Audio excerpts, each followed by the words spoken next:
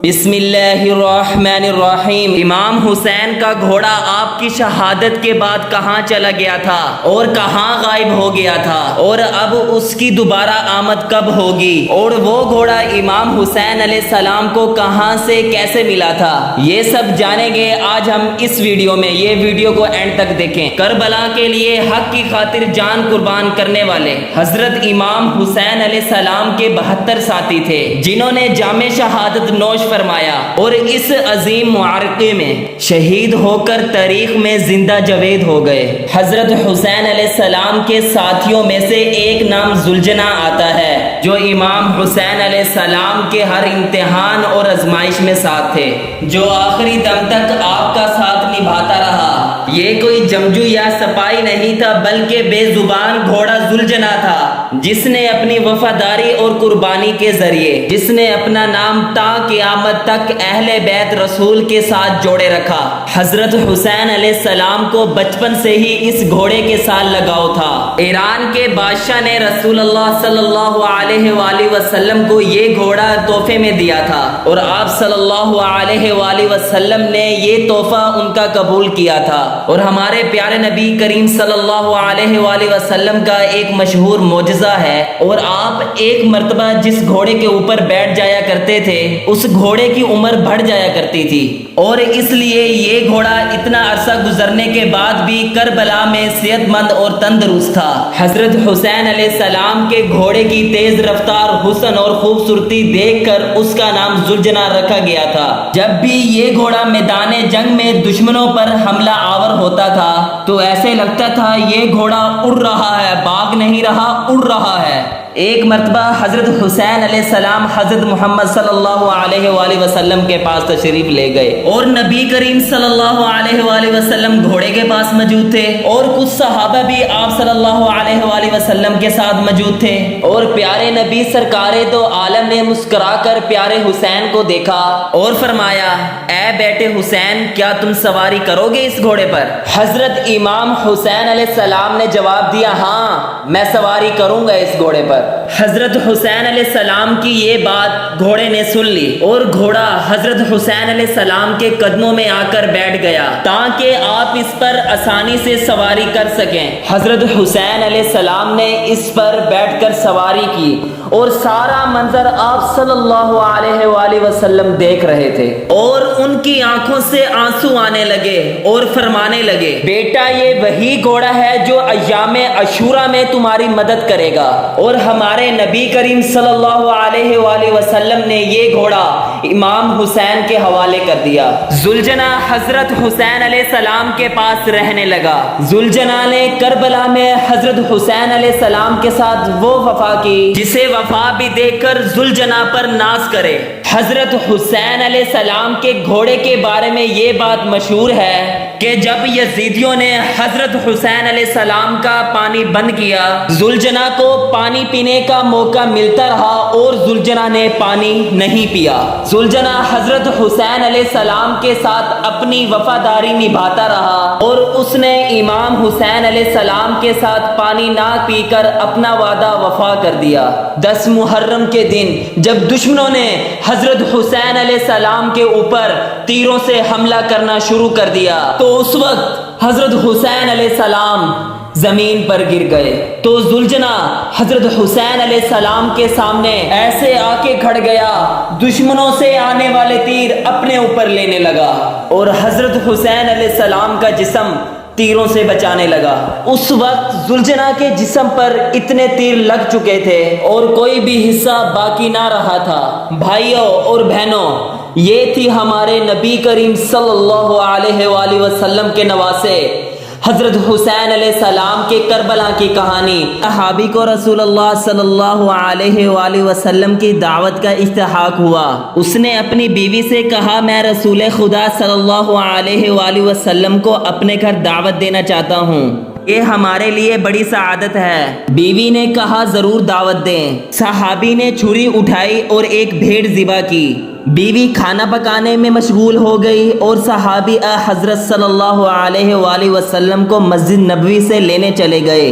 صحابی کے دو چھوٹے چھوٹے بیٹے تھے اور ایک بیٹے نے صحابی کو بھیڑ ذبح کرتے ہوئے دیکھ لیا تھا۔ باپ کے جانے کے بعد اس نے اپنے چھوٹے بھائی سے کہا، کاش تو ہوتا تو دیکھتا کہ ابو نے بھیڑ کیسے ذبح کی تھی، کیا میں تجھے بتاؤں؟ چھوٹے نے کہا، ہاں ضرور، مجھے دکھاؤ۔ بڑے بھائی نے چھری اٹھائی اور چھوٹے کی گردن پر چلا دی اور اس کی گردن کاٹ دی۔ جب بچے کی چیخیں ماں کے کانوں میں پڑی تو اس نے بیٹے کو ڈانٹ کر کہا کہ تو نے یہ کیا کر دیا؟ بڑا بیٹا ماں کی ڈانٹ سے بچنے کے لیے چھت پر دوڑا اور چھت سے گر کر مر گیا۔ جب ماں نے دونوں بیٹوں کی لاشیں دیکھی تو منہ پیٹ کر رہ گئی، لیکن وہ اتنے بڑے صدمے سے گزرنے کے باوجود حضرت صلی اللہ علیہ وآلہ وسلم کے کھانے میں کوئی کمی کوتاہی نہیں چھوڑی۔ اس نے بچوں کی لاشیں اٹھائی اور دوسرے کمرے میں ان کو رکھ کر ان کے اوپر کپڑا دے دیا۔ کچھ دیر بعد اس کا شوہر حبیب خدا کو اپنے ساتھ لے کر آیا۔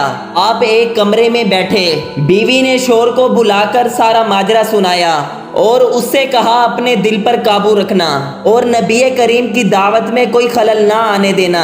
صحابی نے حضرت صلی اللہ علیہ وآلہ وسلم کی خدمت میں کھانا پیش کیا۔ ابھی آپ نے لقمہ توڑا تھا، جبریل امین علیہ السلام آپ پر نازل ہوئے اور کہنے لگے، آپ اپنے میزبان سے کہیں میں اس وقت تک کھانا نہیں کھاؤں گا جب تک تیرے بیٹے یہاں آ کر نہیں بیٹھیں گے۔ نبی اکرم نے اپنے میزبان سے فرمایا کہ اپنے دونوں بیٹوں کو یہاں بلا لو۔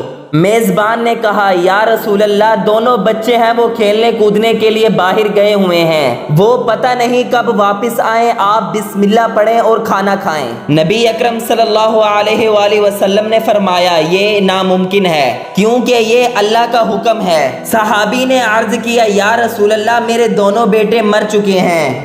حضرت نے فرمایا، ان کے جنازے یہاں لے آؤ۔ صحابی اٹھا اور دونوں بیٹوں کے جنازے یہاں لے آیا۔ نبی اکرم صلی اللہ علیہ وآلہ وسلم نے دعا پڑھی اور اللہ تعالی سے ان کی زندگی کی درخواست کی۔ اللہ نے آپ کی دعا قبول کی اور بچے زندہ ہو گئے اور اٹھ بیٹھے۔ آپ نے انہیں اپنے ساتھ دسترخوان پر بٹھایا۔ بچوں نے حضرت صلی اللہ علیہ وآلہ وسلم کے اور اپنے والد کے ساتھ کھانا کھایا۔ بعض علماء نے حضرت صلی اللہ علیہ وآلہ وسلم کے معجزات کی تعداد 4000 بیان کی ہے۔ ان میں سے کچھ واقعات جذبات کے طور پر بھی ظہور پذیر ہوئے۔ مثلا جنگ کے دوران کسی فوجی کا کوئی عضو کٹ جاتا تو وہ حضرت صلی اللہ علیہ وآلہ وسلم کے پاس آتا، اس کے کٹے ہوئے حصہ کو باقی حصہ کے ساتھ لا کر لعاب دہم لگاتے، وہ فوراً جڑ جاتا تھا اور زخم کا نشان تک بھی وہیں دکھائی نہ دیتا تھا۔ جنگ بدر میں معاذ بن جبل رضی اللہ تعالی عنہ نے ابو جہل سے جنگ کی۔ ابو جہل نے معاذ بن جبل رضی اللہ تعالی عنہ کے پاؤں پر تلوار ماری جس سے ان کا پاؤں کٹ گیا۔ صحابہ کرام میدان جنگ سے انہیں زخمی حالت میں اٹھا کر حضرت صلی اللہ علیہ وآلہ وسلم کے پاس لے آئے۔ اس وقت وہ درد کی شدت میں کڑا رہے تھے۔ حضرت نے ان کے پاؤں کا چورتا ہوا حصہ دوسرے حصے کے ساتھ ملایا اور لعاب دہم لگا کر اوپر پٹی باندھ دی۔ کچھ دیر بعد صحابہ نے ان کی پٹی کھولی تو ان کا پاؤں بالکل ٹھیک تھا اور اس زخم کا نشان تک نہیں دکھائی دیتا تھا۔ جنگ خیبر کے قلعوں کو فتح کرنا مسلمانوں کا چیلنج بن چکا تھا۔ مسلمان جب بھی حملہ کرتے تو یہودی سخت مقابلہ کرتے اور اسلامی لشکر ناکام ہو کر واپسی آ جاتا۔ ایک قلعہ کے پہلوان کا نام مرحب تھا اور وہ بہت طاقتور تھا۔ جب وہ مسلمانوں کے ساتھ مقابلے میں آتا تو مسلمان اس کے سامنے ٹھہر نہ پاتے تھے۔ رسول اللہ صلی اللہ علیہ وآلہ وسلم نے اعلان کیا کہ کل میں علم اس شخص کو دوں گا جو خدا اور اس کے رسول کا محب ہوگا اور خدا اور اس کے رسول کا محبوب ہوگا۔ وہ جم کر حملہ کرنے والا ہوگا اور بھاگنے والا نہ ہوگا۔ اللہ اس کے ہاتھوں پر اپنی مدد نازل کرے گا۔ صبح ہوئی تو آپ صلی اللہ علیہ وآلہ وسلم نے فرمایا، علی کہاں ہے؟ صحابہ نے عرض کی، ان کی آنکھوں میں درد ہے اور وہ آرام کر رہے ہیں۔ آپ نے فرمایا، انہیں یہاں لاؤ۔ حضرت علی علیہ السلام کو حضرت صلی اللہ علیہ وآلہ وسلم کی خدمت میں لایا گیا۔ آپ نے اپنی انگلی سے تھوڑا سا لعاب و دہن ان کی آنکھوں پر لگایا تو وہ فوراً تندرست ہو گئے اور یہودیوں سے جنگ کے لیے اٹھ کھڑے ہوئے۔ امیر المومنین نے جنگ کا نقشہ ہی بدل دیا۔ آپ نے یہودی لشکر کو تہس نہس کر دیا اور ان کے قلعہ کے مضبوط دروازے کو اکھیر ڈالا اور ان کے قلعہ پر قبضہ کر لیا۔ حضرت علی علیہ السلام کا اپنا بیان ہے کہ اس کے بعد میری آنکھیں کبھی خراب نہیں ہوئی۔ اور آخر میں حضرت صلی اللہ علیہ وآلہ وسلم کے تواضع کے کچھ واقعات بیان کرتے ہیں۔ نبوی میں ایک ستون کو ستون حنانہ کہا جاتا ہے۔ لفظ حنانہ کا معنی چیخ و پکار کرنے والے کے ہیں۔ مسجد نبوی کے اس ستون کو حنانہ کہنے کا مطلب یہ ہے کہ رسول اکرم صلی اللہ علیہ وآلہ وسلم کے حیات طیبہ میں یہاں ایک کھجور کا دنا ہوا کرتا تھا۔ نماز پڑھنے کے بعد رسول خدا اس دنے کا سہارا لے کر مسلمانوں سے خطاب کیا کرتے تھے۔ ایک مومن خاتون نماز کے لیے روزانہ مسجد آتی تھی۔ ایک دن اس خاتون نے حضرت سے کہا، یا رسول اللہ، آپ بوڑھے ہو چکے ہیں، اب آپ نماز کے بعد کھڑے ہو کر خطبہ نہیں دے سکتے۔ میرا بیٹا بڑھئی ہے، اگر آپ اجازت دیں وہ آپ کے لیے ممبر بنا دے گا اور آپ اس پر بیٹھ کر خطبہ دیا کریں گے۔ رسول اکرم صلی اللہ علیہ وآلہ وسلم نے اس کی پیشکش قبول فرمائی۔ عورت نے اپنے بیٹے سے کہا کہ وہ حضرت کا ممبر تیار کرے۔ اس نے آپ کے لیے ایک ممبر بنایا جس کی 3 سیڑھیاں تھیں۔ وہ بنا کر مسجد نبوی میں لے آیا اور حضرت کے خطبے کی جگہ رکھ دیا۔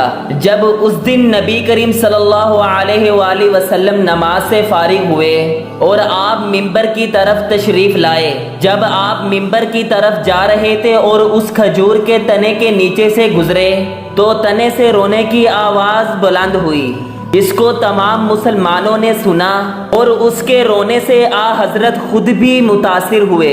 اپنے اس تنے کو سینے سے لگایا جس سے وہ پرسکون ہو گیا۔ آپ نے اس سے فرمایا، اے کھجور کے تنے، گھبرا نہیں، میں نے تیرے متعلق خدا سے دعا کی ہے کہ وہ تجھے جنت کا درخت بنائے گا۔ اس کے بعد وہ تنا خاموش ہو گیا اور اس کے رونے کی آوازیں ختم ہو گئی۔ بیان کیا جاتا ہے کہ وہ تنا بنی امیہ کے عہد تک مسجد میں باقی رہا۔ اروان اولاد کے عہد حکومت میں تو مسجد کی توسیع کی گئی، اسے کاٹ کر پھینک دیا۔ ایک مومنہ خاتون 300 درہم کی تھیلی لے کر نبی کریم صلی اللہ علیہ وآلہ وسلم کی خدمت میں حاضر ہوئی۔ اس نے وہ رقم آپ کے نظر کی، عرض کیا، یا رسول اللہ، یہ رقم فقراء میں تقسیم کر دیں۔ تو حضرت محمد صلی اللہ علیہ وآلہ وسلم نے وہاں موجود ایک صحابی سے فرمایا، اس سے یہ تھیلی لے لو اور سونے کے یہ درہم زمین پر رکھ دو۔ صحابی نے یہ تھیلی لی اور وہ خاتون کے سامنے اسے انڈیلا اور اس میں سے سونے کے درہم زمین پر گرنے لگے۔ جب خاتون نے یہ منظر دیکھا تو وہ حیران رہ گئی اور اس نے کہا، یا رسول اللہ، میں تو اس تھیلی میں چاندی کے درہم لائی تھی اور سونے کے درہم اس میں سے کیسے برآمد ہوئے؟ اور حضرت محمد صلی اللہ علیہ وآلہ وسلم نے فرمایا، تعجب نہ کرو، میں نے کہہ دیا یہ سونے کے درہم ہیں اور اللہ تعالی نے اسے سونے میں تبدیل کر دیا۔ عیسیٰ علیہ السلام اپنے حواریوں کے ہمراہ صحرا کی سیر کے لیے گئے۔ دوران سفر ایک شہر کے قریب پہنچے۔ انہوں نے راستے میں خزانے کے نشانات پائے۔ حواریوں نے حضرت عیسیٰ علیہ السلام سے کہا، ہمیں حکم دیں، ہم یہاں رکیں اور اس خزانے کو نکالیں۔ حضرت عیسیٰ علیہ السلام نے انہیں اجازت دیتے ہوئے فرمایا، آپ لوگ خزانہ نکالنے کے لیے یہاں پر رکیں، میرے خیال میں اس شہر میں اور بھی خزانہ ہے، میں اس کی تلاش میں جاتا ہوں۔ حواری حضرات وہاں پر رکے اور حضرت عیسیٰ علیہ السلام شہر میں داخل ہوئے۔ راستہ چلتے ہوئے انہوں نے ایک سادہ سا ویران گھر دیکھا، اس میں داخل ہوئے اور وہاں پر ایک بوڑھی عورت اپنی زندگی بسر کر رہی تھی۔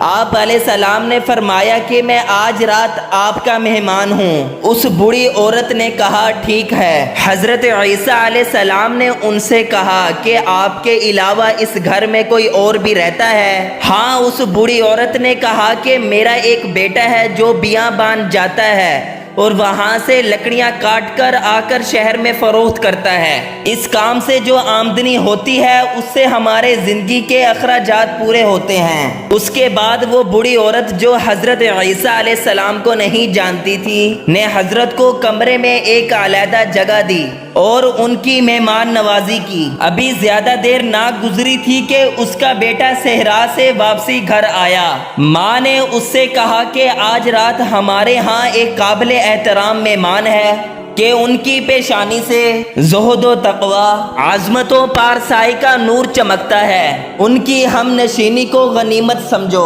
وہ لڑکا حضرت عیسیٰ علیہ السلام کے پاس آیا، ان کا شیان شان احترام کیا اور ان کی تواضع کی۔ رات کے وقت حضرت عیسیٰ علیہ السلام نے اس لکڑہارے سے احوال پوشی کی۔ دوران گفتگو معلوم ہوا کہ وہ لڑکا ایک عقل مند اور دانا انسان ہے، لیکن غموں اور پریشانیوں نے اس کے دل و دماغ کو جھکر رکھا ہے۔ آپ نے اسے فرمایا کہ میں یوں دیکھ رہا ہوں کہ آپ کے دل میں غموں کا پہاڑ ہے۔ ہاں، لکڑہارے نے کہا کہ میرے دل میں غموں اور اندھوں کا پہاڑ ہے جسے برقدر کرنے پر کوئی بھی قادر نہیں ہے۔ حضرت عیسیٰ علیہ السلام نے فرمایا کہ اپنا غم میرے سامنے بیان کرو، شاید اللہ تعالیٰ اسے برطرف کرنے کے اسباب مجھے الہام کر دے۔ ایک دن میں پوچھ پر لکڑیاں اٹھائے بادشاہ کے محل کے سامنے سے گزرا۔ میں نے محل کی طرف دیکھا کہ میری نگاہ بادشاہ کی حسین و جمیل بیٹی پر پڑی۔ میں اس کے عشق میں گرفتار ہو گیا۔ دن بہ دن میرے دل میں اس کا پیار بڑھتا گیا، لیکن یہ کام میری قدرت سے باہر ہے۔ اس دکھ کا موت کے سوا کوئی علاج نہیں ہے۔ حضرت عیسیٰ علیہ السلام نے فرمایا، اگر تم اس لڑکی کو چاہتے ہو میں تمہارے وسائل کے وسائل مہیا کر سکتا ہوں۔ لکڑہارے نے سارا واقعہ اپنی والدہ کے گوشت خوار کیا۔ ماں نے کہا، اے میرے بیٹے، میرے خیال میں ہمارا یہ مہمان عظیم شخص ہے، اگر اس نے قول دیا ہے تو وہ اسے ضرور پورا کرے گا۔ اس کے پاس جاؤ اور وہ جو کچھ کہے اسے سنو اور اس کی اطاعت کرو۔ اگلی صبح وہ لکڑہارا حضرت عیسیٰ علیہ السلام کے پاس آیا۔ حضرت علیہ السلام نے اسے کہا، بادشاہ کے پاس جاؤ اور اس سے اس کی لڑکی کا ہاتھ مانگو۔ لکڑہارا محل کی طرف روانہ ہوا۔ جب وہ محل کے اندر داخل ہوا تو دربانوں نے اس کا راستہ روکا اور پوچھا، تمہیں بادشاہ سے کیا کام ہے؟ میں بادشاہ سے اس کی لڑکی کا رشتہ مانگنے آیا ہوں۔ وہ لوگ اس کا مذاق اڑاتے ہوئے ہنسے۔ وہ لوگ بادشاہ کو ہنسانے کے لیے اسے بادشاہ کے پاس لے گئے۔ اس نے صاف صاف بادشاہ سے کہا کہ میں تمہاری لڑکی کا رشتہ مانگنے آیا ہوں۔ بادشاہ نے مذاق اڑاتے ہوئے کہا، میری بیٹی کا حق مہر اتنی مقدار گوہر یا گوت اتنا چاندی اور سونا ہے، اور یہ مقدار اتنی ہے کہ حکومت کے خزانے میں بھی اتنی مقدار نہیں ہے۔ لکڑہارے نے کہا کہ میں ابھی جاتا ہوں، اس کا جواب بعد میں دوں گا۔ لکڑہارا حضرت عیسیٰ علیہ السلام کے پاس آیا اور سارا واقعہ بیان کیا، اور حضرت عیسیٰ علیہ السلام ویرانے میں گئے اور جہاں مختلف قسم کے پتھر پڑے ہوئے تھے، حضرت عیسیٰ علیہ السلام نے اعجاز الہی کے ذریعے ان پتھروں کو بہت یاقوت اور سونا چاندی بنا دیا۔ ان کی مقدار اتنی تھی جتنی بادشاہ نے کہی تھی۔ آپ علیہ السلام نے لکڑہارے سے فرمایا، یہ اٹھا لو اور بادشاہ کے پاس لے جاؤ۔ لکڑہارے نے سب کچھ اٹھایا اور محل میں جا کر بادشاہ کی تحویل میں دے دیا۔ بادشاہ اور اس کے حواری حیران و پریشان ہوئے اور اس سے کہا، یہ کافی نہیں ہے، اتنی مقدار اور لے کر آؤ۔ لکڑہارا حضرت عیسیٰ علیہ السلام کے پاس آیا اور سارا واقعہ بیان کیا۔ حضرت عیسیٰ علیہ السلام نے فرمایا کہ اسی ویرانے میں جاؤ اور اتنی مقدار میں سونا اور چاندی لے آؤ۔ لکڑہارے نے وہی کام کیا اور جواہرات لے کر بادشاہ کے سامنے رکھے۔ بادشاہ نے اس کے ساتھ گفتگو کی تو سمجھا کہ یہ سارے معجزات اسی مہمان کے ہیں جو اس لکڑہارے کے گھر میں رہ رہا ہے، اور وہ مہمان حضرت عیسیٰ علیہ السلام کے علاوہ اور کوئی نہیں ہے۔ اس نے لکڑہارے سے کہا کہ اپنے مہمان کو کہو کہ یہاں آئے اور میری بیٹی کا نکاح تمہارے ساتھ پڑھے۔ لکڑہارا حضرت عیسیٰ علیہ السلام کے پاس آیا۔ آپ علیہ السلام نے رات کے وقت بادشاہ کی بیٹی کا نکاح لکڑہارے کے ساتھ پڑھا۔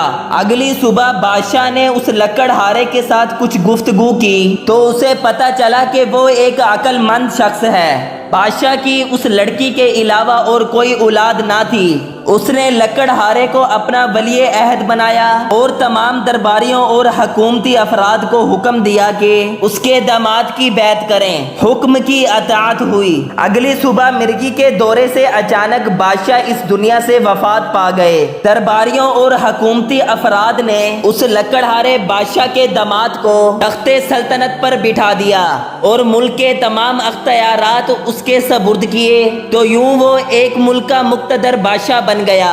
تیسرے روز حضرت عیسیٰ علیہ السلام اسے خدا حافظ کرنے اس کے پاس آئے۔ لکڑہارے نے حضرت عیسیٰ علیہ السلام سے کہا، اے مرد حکیم و دانا، آپ علیہ السلام کے کئی احسان میری گردن پر ہیں کہ میں ایک کا بھی شکریہ ادا کرنے کی قدرت نہیں رکھتا، اگرچہ تا قیام قیامت زندہ رہوں۔ گزشتہ سب میرے دل میں ایک سوال آیا، اگر آپ